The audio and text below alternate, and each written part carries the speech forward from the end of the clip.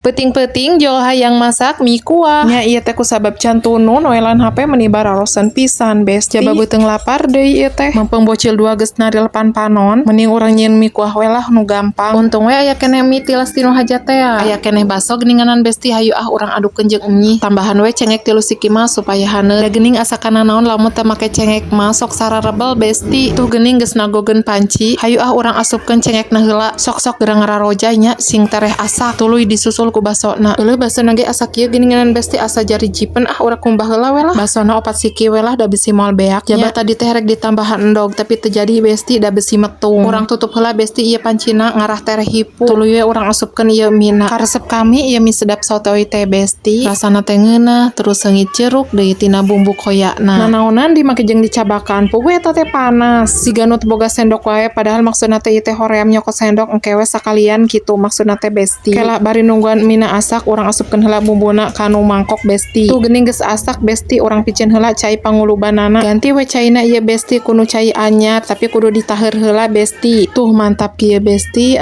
Wangina semeriwing besti. Anu keur sarare oge jol hararudang kami masak mie mah besti. Geus besti urang huapkeun heula mina nya bisi kaburu beukah ieu. Tong hilap we bismillah heula hayu urang huapkeun. Ieu kuahna urang suruput heula. Aduh meuni seger pisan besti.